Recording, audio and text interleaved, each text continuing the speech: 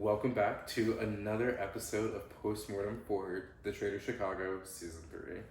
Today, my special guest, unfortunately, is the gorgeous Barracuda, Abby. Thank you. So, Abby, what is the tea? Were you eliminated? I'm actually kind of still shocked about it because, not in the last round that I got eliminated in, but the one before that when my name came up for the first time, I was very surprised by that. But then we had the challenge where, you could have the seer power, and I was very much the focus of that, and, they all wanted to know if I was, a traitor or a faithful, and that was fine. I leaned into it. I was like, yeah, take a look. I have nothing to hide. I'm a faithful. And so then that got people off of me, and then that got moved to Colleen. Mm-hmm. And so, to find out about Kelsey, to find out whether Kelsey was a faithful. And then some sort of thing snowballed. I didn't really even follow what was happening with Colleen and Kelsey and Alex, but I was just kind of like, I'll stay quiet because this is not getting pointed at me. And then, like, at the last minute or whatever, Colleen's like, oh, you're a gamer. I heard you were a gamer. Okay, I applied for Survivor like 12 years ago or something is what was the real story. Oh, wow. And then she was like, oh, that's quite a bit different than what I was thinking it was anyways. And then I thought, okay, I'm going to be fine.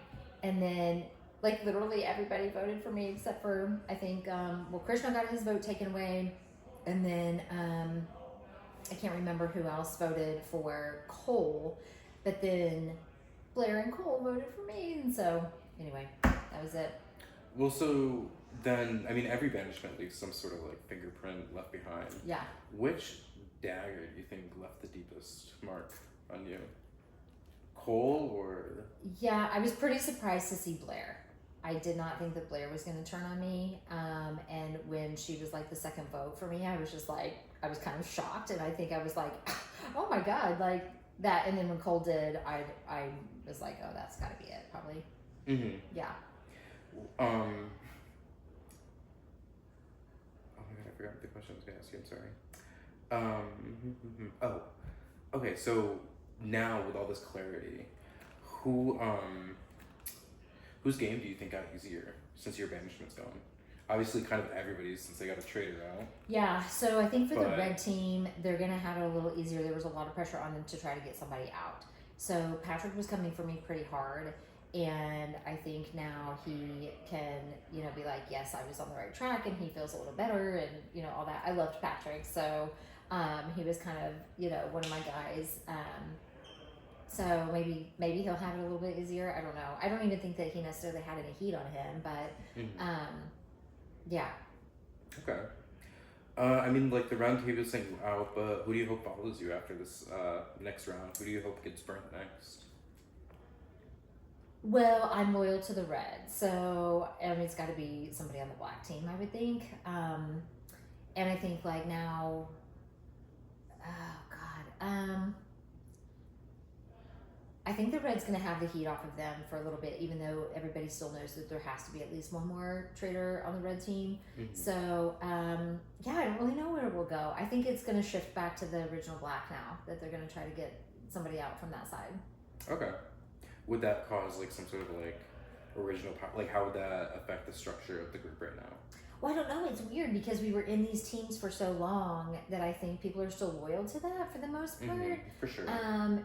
But is it like 4-4? Is it like, what are the numbers, I guess? I don't know what the numbers are. Oh, okay. Actually, to be honest with you. Because that'd be interesting. It would be. Yeah, because what are there, 10? Yeah, no, I think we're... Are we right at 10? Right, I think we're right around mid. No, okay. I think so. Yeah. We'll double check. Yeah. Anyway. Yeah, so I guess like the composition now, the entire group has shifted. Do you think now, since they got a traitor out, the first one that was eliminated was Michael. But you weren't able to recruit, were you? No. So now do you think the remaining traitors will have that power to recruit? And if so, who do you think they would choose? They definitely will. I think they definitely will have the power to recruit somebody because they're down to 2. So that would make a lot of sense for the numbers that are left. Mm-hmm. And then who would they choose? That is a great question. because there's so much strategy that goes into like, because there's so much trickle down that you don't even necessarily think of. You've got to be thinking like 3 or 4 steps ahead, you know? Yeah, for sure. And so like, if they try, like, I think they're pretty certain on, you know, certain faithfuls. So, gosh, I have no idea to answer that question. I'm gonna say somebody on the black side probably, because then they could probably end up throwing them under the bus. Honestly, yeah, that's like not a bad strategy. Yeah. Like I've done that in like Roblox before, where I'm like, sorry, girl. Yeah. Okay, so I guess like in hindsight, do you like? I guess like what was your strategy coming in prior to knowing if you're a traitor or a faithful? Did that shift when you became a faithful? And I guess is there any kind of hindsight 2020 knowledge? Like I would have done that move differently, or I would have worked with this person. That was kind of a long question. Yeah, that's okay. I think on the front end, before I started the game, I was like, I've got to go in with like a lot of strategy. I got to try to watch all the trader, like the real trader shows, and like prep for it and stuff. And I did watch that 2 seasons worth, or like 1.5 seasons. And then, you know, I was attempting to like kind of do some research on everybody. That didn't work, you know. And so at some point I was just like, I'm just going to go in and, you know, do my best. I'm going to be myself and be as honest as I can. And, you know, just try to, you know, be social and bond with people. And, you know, that was kind of my strategy. And, I'm a pretty outspoken person. I'm not timid or shy in really any capacity. You're like a firecracker. I like love talking with you, because like immediately you're like shaking like a little dog. You're like, I need to talk, which is perfect. Like we need you for reality TV. And so I just thought that I would go in like being myself and you know, be friends with people and, you know, kind of do my best that way. I was really hoping to be a traitor, so I was thrilled to be able to do that. I was so excited. And I felt like I just kept saying in my head, I'm a faithful, I'm a faithful, I'm a faithful, I'm a faithful. And so that was kind of my mantra. And I mean, I think it worked for the most part until like it just became, you know, we had to like pick somebody at the red team. And I think I was just, I don't even think there was really any rhyme or reason. I think that I just got picked. They said I was quiet. That was the thing. They said I was quiet. And I was like, that does not fit my personality whatsoever, and I don't think I've done that at all. That sounds very scapegoaty. Yeah. Do you feel like that? I just don't feel like I was quiet at any time. I would not agree with that. Yeah, and so I was like, what are you talking about? Yeah. So. Who was the person that like led the charge on that? Colleen. Interesting. Yeah, and that was when she got switched over to our side. And we were all downstairs in the theater room, and she was just like out with it, you know? Yeah. Oh, I guess she did say that, but that was crazy. I do remember that. So, yeah, I was very surprised. Interesting. Yeah. Okay, so I guess like, what is there any kind of anything I didn't ask you, or anything you want to get off your chest? Any tea, any gossip, any last minute secrets? Anything raw did you want to say to another cast member? So I was really surprised to find out that it was Blair, although she did have some sus on her. Like people were talking about her from the black side. But that was fun to be able to, you know, have the 3 of us in there, me and Cole and Blair. I felt terrible voting for Cole because I love him, and I really didn't want to do that. But also, like, I was like, Cole, like, we have to, like, stick together. And he's like, yeah, but if your name comes up, like, I'm going to have to go with the group. And I was like, you're not wrong. You know? That's right. And then in that moment, I was like, and I'm going to have to come after you. Yeah, honestly. So that was all I could do. Okay, so it sounds like the traders were starting to turn on each other. They were. A little bit. Yeah. Not, like, forcefully, but, like, when needed for self-preservation. Yeah. Interesting. If you had one final speech, this is kind of the stage, like, what are your final messages for the round table, the people that banished you, viewers that are watching at home, people potentially playing season 4? Yeah.